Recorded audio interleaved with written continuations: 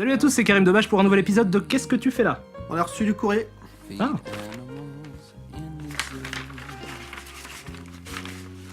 Oh mon dieu, c'est une bombe! Il y a une lettre aussi avec. On va la lire. C'est ce qu'on fait d'habitude avec les lettres.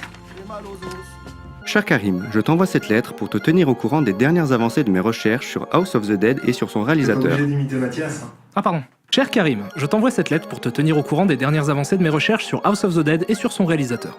Je voulais faire ça par téléphone mais on a été coupé par un générique de fin. Je ne me ferai jamais à ces technologies modernes de communication. Bref, voilà ce que je sais. Le réalisateur d'House of the Dead s'appelle Uwe Boll. Il se passionne pour le cinéma au milieu des années 70 lorsqu'il voit pour la première fois Les Révoltés du Bounty, un film de Lewis Milestone avec Marlon Brando. Lorsqu'il démarre sa carrière de cinéaste, ses films sortent dans l'indifférence générale et ce n'est qu'en 2003 qu'il se fait remarquer avec l'adaptation d'House of the Dead. Le film a fait connaître internationalement le nom d'Uwe Boll et il est depuis considéré comme un des pires réalisateurs vivants. Il est maintenant surnommé le nouvel Ed Wood ou encore le Jonas Brothers des cinéastes. Et tous ces films ont été des échecs commerciaux. Il a néanmoins réussi à faire financer des films pendant quelques années en Allemagne en se servant du modèle de financement allemand qui épongeait les pertes des films au travers d'un système de déduction d'impôts. You have to really wake up and you have to see me what I am. I'm the only genius in the whole fucking business.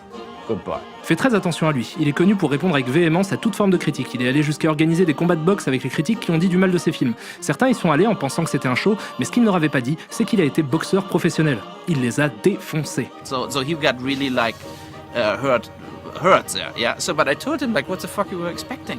Like you fuckers writing about my movies. So I had no reason to not hit him. Je sais qu'il a également provoqué Michael Bay en le traitant de mongolo et en lui proposant un combat. Ce à quoi Michael Bay a répondu « Je n'avais jamais entendu parler de ce mec avant qu'il m'insulte. Je pense que c'est un triste être humain. » Je suis rarement d'accord avec Michael Bay, mais je pense qu'il est dans le vrai. Hi, I'm Michael Bay, and I demand things to be awesome. Awesome pussycat. Awesome barbecue. Awesome pool. Voilà les informations que j'ai réussi à avoir pour l'instant. Je t'ai également envoyé une copie d'un autre film d'Uwe Boll qui est aussi adapté d'un jeu vidéo, Alone in the Dark. Bisous, Mathias. PS, je t'ai aussi envoyé quelques tomates cerises. Il y en avait plein à la médiathèque. Ok, ça marche, on peut faire ça. Aujourd'hui les gars, c'est Alone in the Dark. Don't you want somebody to love? Don't you need somebody to love? Alors, Alone in the Dark est un film germano-canadien sorti le 28 janvier 2005 aux États-Unis et réalisé par Uwe Boll, dont c'est le deuxième film adapté d'un jeu vidéo après House of the Dead. Il est intéressant de noter que le film figure dans le Guinness Book des records Special Gamer de 2008 comme étant l'adaptation vidéoludique la moins rentable de l'histoire, puisque le film a coûté 20 millions de dollars et en a rapporté 10. À titre de comparaison, House of the Dead avait coûté 12 millions, ce qui signifie que Alone in the Dark est quasiment 2 fois plus cher. Et quand on voit ce qu'il arrive à faire avec 2 fois moins d'argent, on se dit que forcément on sera pas déçu. Le film commence sur un très long carton qui nous explique qu'une ancienne civilisation du nom d'Apkani a été anéantie par une force maléfique et qu'une unité spéciale du gouvernement appelée le Bureau 713 a été mise en place pour faire des recherches sur le sujet. Bon, je sais qu'on n'a pas encore vu une seule image de film, mais je me sens obligé de réagir à ça. Le carton que vous venez de voir, selon moi, est une grosse preuve d'incompétence. Et pour mieux comprendre pourquoi je dis ça, revenons à l'étymologie. Le mot cinématographie vient de kinéma, qui veut dire mouvement, et graphie, qui signifie écrire. Cinématographie, écrire avec du mouvement. Si vous avez quelque chose à dire au cinéma, ne le dites pas, montrez-le. Après ça, on fait connaissance avec le héros du film, Edward Carnby, interprété par Christian Slater. Donc Christian Slater et un enfant sont dans un avion.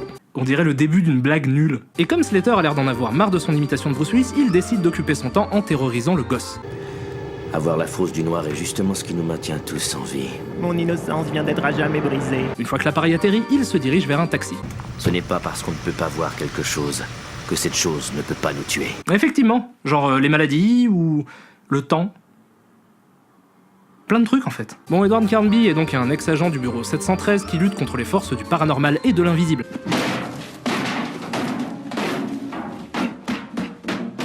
Et sa mission est de transporter un mystérieux artefact appartenant à l'ancienne civilisation Apkani. Au même moment, un petit vieux sur un bateau ouvre un coffre mystérieux, ce qui a pour effet de faire disparaître plusieurs personnes aux 4 coins de la ville, que Carnby va bien sûr être chargé de retrouver. Pour l'aider dans sa tâche, il fait appel à Aline Cedrak, une archéologue qui bosse dans un musée et qui est interprétée par Tara Reid. Ok, si je vous dis archéologue, musée, recherche, science, vous me dites? La blonde dans American Pie. Grave. Non, vous avez pas compris, j'ai dit archéologue. La blonde dans American Pie. Grave. Et si je vous dis dealer de drogue de Bogota? Les jumelles Olsen. Grave. Vous êtes complètement con. Pendant qu'ils font leur petite recherche, les lumières se mettent à déconner, ce qui signifie qu'un monstre est proche, et le gardien du musée se fait buter par le dit monstre. Toi aussi, apprends à éclairer des films avec Hugo Jouxtel et son Pandaro. Ah ouais, la technique des lumières qui clignotent. C'est un truc ancestral de chez Fop qu'on appelle le jour-nuit, en hommage à Jacouille. La technique consiste à appuyer sur l'interrupteur à un rythme irrégulier pour créer la peur dans le cœur des hommes. C'est un truc qu'on a beaucoup utilisé pendant la Deuxième Guerre mondiale de sécession, en Afghanistan. Bon, donc les héros mènent l'enquête et apprennent tout un tas de trucs incompréhensibles pour le commun des spectateurs. En gros, ce qu'il faut retenir, c'est qu'il y a des méchants monstres partout et que le petit vieux sur le bateau, c'est le méchant. Ils se font attaquer par les créatures en question et sont aidés par le bureau 713 et son équipe d'élite en équipement de paintball. Et ce n'est pas une plaisanterie nulle. Uwe Boll a vraiment utilisé des équipements de paintball pour faire les armures des personnages. C'est le costume de flic le plus cheap que j'ai jamais vu de ma vie. Vos papiers, s'il vous plaît. En tout ça nous amène à la grosse scène d'action de milieu de film. Vous vous souvenez, je suppose, de l'effroyable séquence d'action d'House of the Dead et vous vous demandez probablement comment on peut faire pire. Uwe Boll a la solution pour vous les gars, il suffit de faire exactement la même chose, mais avec la lumière éteinte.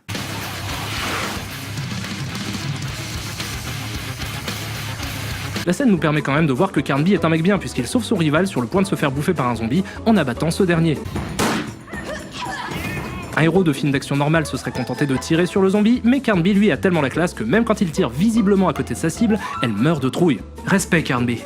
Respect total. Après tout ça, les gentils se réunissent et décident d'aller mettre la misère aux monstres en se rendant dans la mine d'or de Britannia, qui est visiblement le nid des créatures. C'est donc une dizaine de joueurs de paintball armés jusqu'aux dents qui vont se foutre sur la gueule avec des monstres belliqueux. Et c'est d'ailleurs précisément ce qu'on attend d'un film qui s'appelle Alone in the Dark, ce qui veut dire en anglais plein de militaires contre des monstres.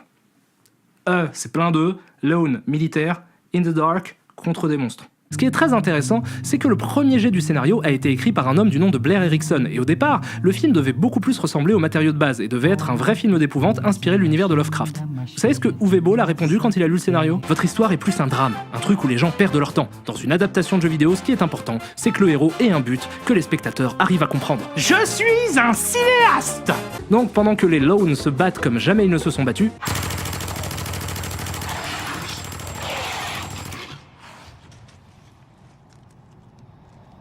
ok, bon, ça c'est fait.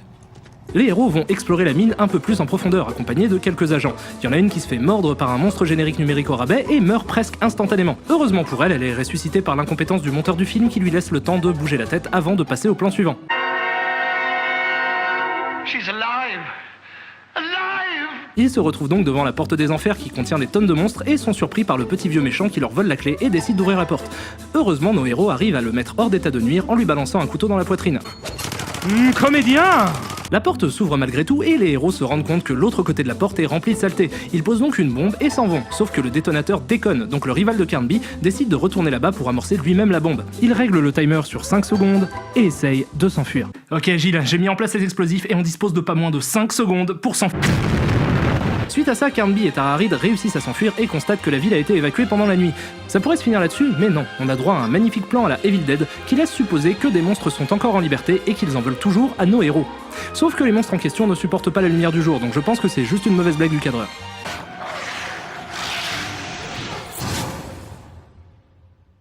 Fini, voilà, enfin. J'ai cru que j'y arriverais jamais. C'est un très très mauvais film. Comme House of the Dead ? Pas comme House of the Dead. Pire. House of the Dead, c'était un film épouvantable, mais c'était aussi vraiment drôle. C'est le genre de film qui te fait halluciner de bout en bout et sa médiocrité en fait un spectacle déplaisant, certes, mais pas dénué de tout intérêt. Alone in the Dark n'arrive même pas à ça. Le film dure 1h30 et je regarde toujours les films 2 fois avant d'en parler. Ça a été les pires 3 heures de ma vie. Et j'ai fait le Vietnam. T'as pas fait le Vietnam.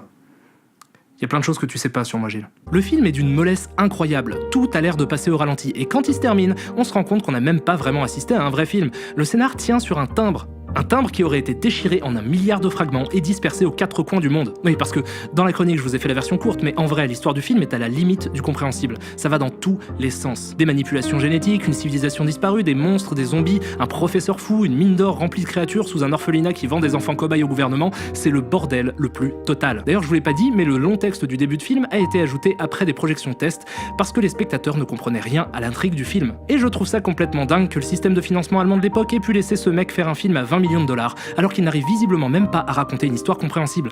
Le film n'est jamais drôle, jamais touchant, jamais flippant, jamais rien. C'est une perte sèche de temps. T'es Mathias m'a dit que c'était important. Dans cette émission, je me suis beaucoup attardé sur des films médiocres et je sais que ça m'a été reproché, mais comprenez bien que c'est pas par simple plaisir masochiste, c'est juste que je pense réellement qu'on peut apprendre d'un mauvais film autant que d'un bon, parfois même plus, puisque les mauvais films mettent souvent en lumière des problèmes insoupçonnés avec une évidence frappante. Tiens, je vais prendre un exemple pour que vous me compreniez mieux.